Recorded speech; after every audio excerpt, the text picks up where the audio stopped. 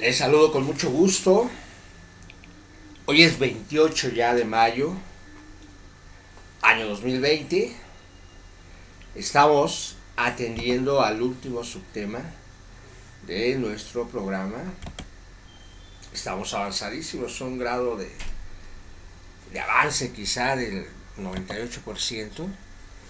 Y lo estamos haciendo de una forma muy detallada, puesto que es, a mi parecer, el subtema que engloba el sentido total de nuestro programa de la materia de ontología jurídica. Y estamos desarrollando el subtema 6.3, misión, condiciones, deberes y reglas. El día de ayer atendimos a las condiciones de trabajo del abogado. Y hoy vamos a atender deberes, atendiendo específicamente a esos deberes que debe mantener con el cliente, que son tan importantes, y que les he puesto ya la lectura que vamos a utilizar para desarrollar este tema, atendiendo principalmente a la página número 1 y 6, en donde detalla principalmente estos deberes que hay que tener muy en cuenta. Están de la A hasta la X, y bueno, vamos a atender a los principales.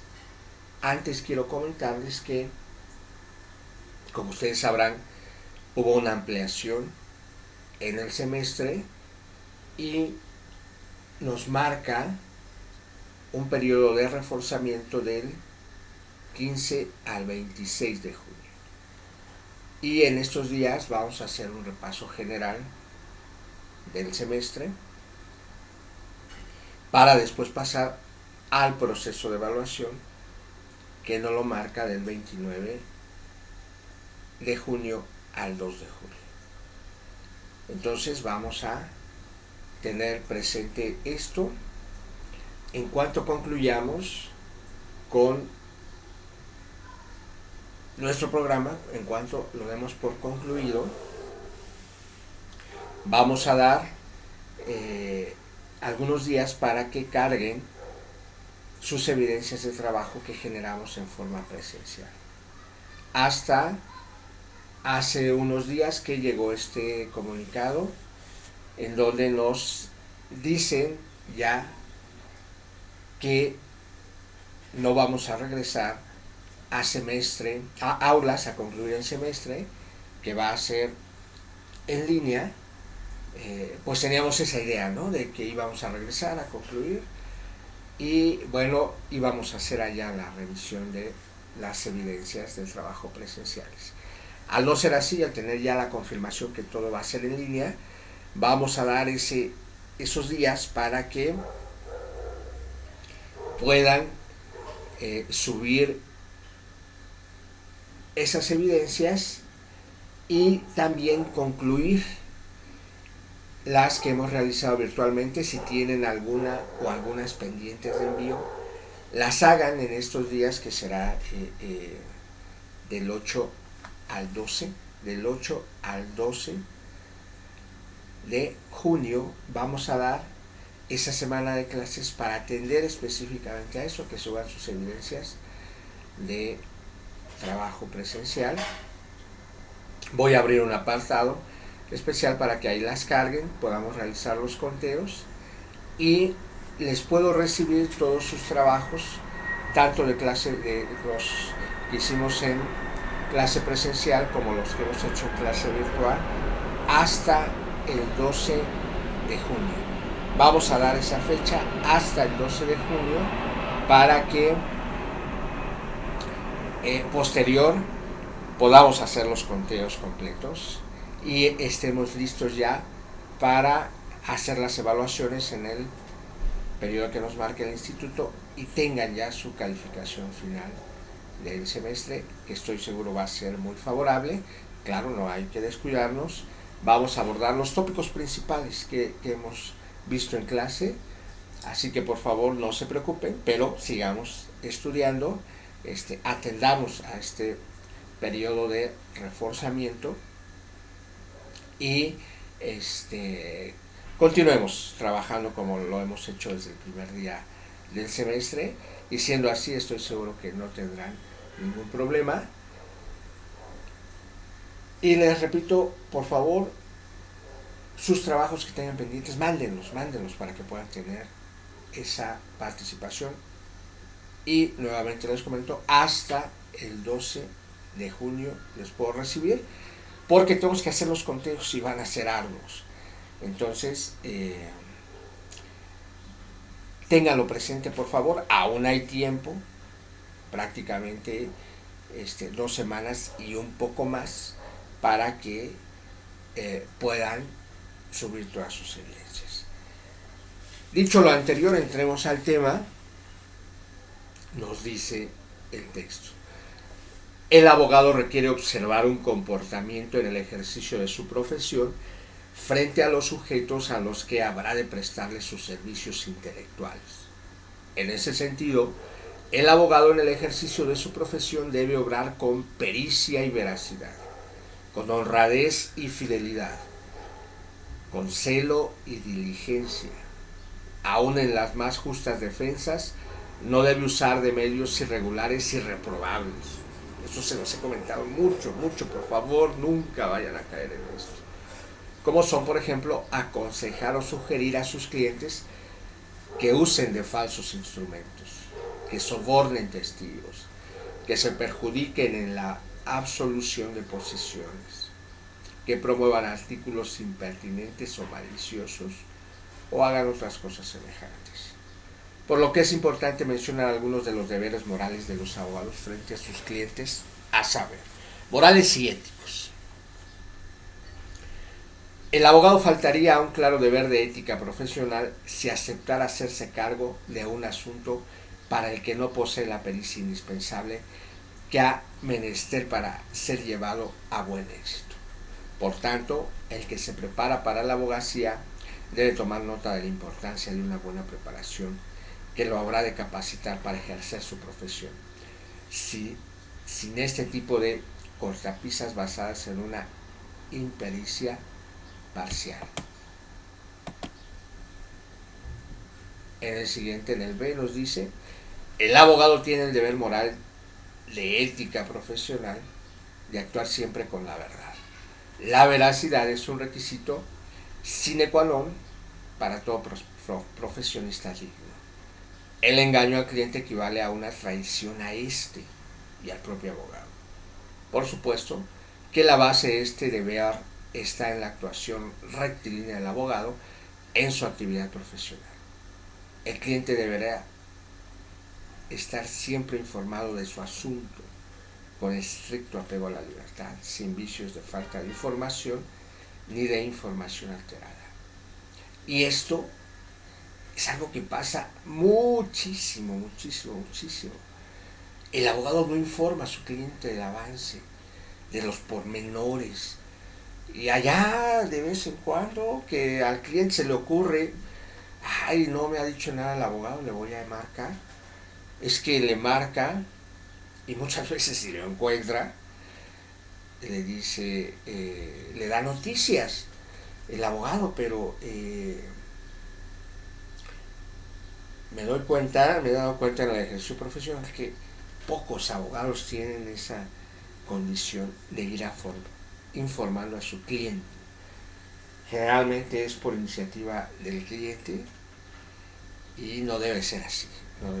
El abogado en todo momento, en todo avance, debe de estarle notificando cómo va su asunto.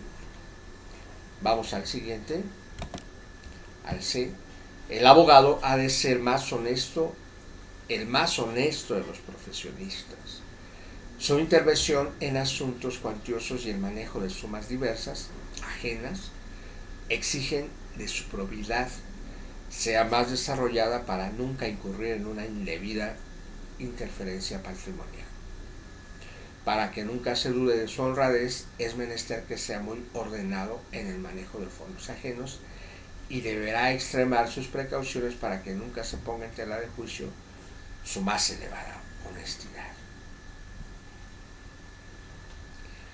El cliente, en el inciso D, le ha depositado su confianza, le ha proporcionado datos que lo pueden colocar en una situación de desventaja. Esa confianza depositada debe ser ilimitadamente correspondida con una lealtad, con una fidelidad a toda prueba. El abogado está al servicio de su cliente, con toda su capacidad, con toda su pericia, con toda su dedicación, con toda su responsabilidad, con todo su cuidado, y de esa manera responde a la confianza del cliente, que le ha encomendado su libertad, su patrimonio, su honra, su tranquilidad, sus intereses. Así de grande es la responsabilidad del abogado. En el siguiente nos dice: el abogado ha de ser un profesionista excesivamente diligente para el avance del procedimiento a su cargo, para que no se produzca el más mínimo daño como consecuencia de un descuido imperdonable. El esmero, el cuidado, el celo en su actuación son imprescindibles. Los negocios ajenos se cuidan igual o más que los propios. Esta última es afirmación que puede ser adoptada como norma ética de conducta en el ejercicio profesional jurídico. Varios caminos pueden conducir al arreglo del asunto del cliente.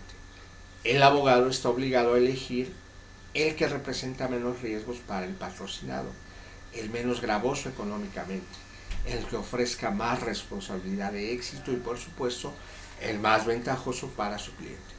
Además, nunca deberá utilizar medios ilícitos y antiéticos. Vamos al siguiente. El abogado deberá abstenerse de aconsejar la invocación de hechos falsos, la presentación de documentos apócrifos o testigos prefabricados. Jamás deberá poner en peligro la libertad de su cliente.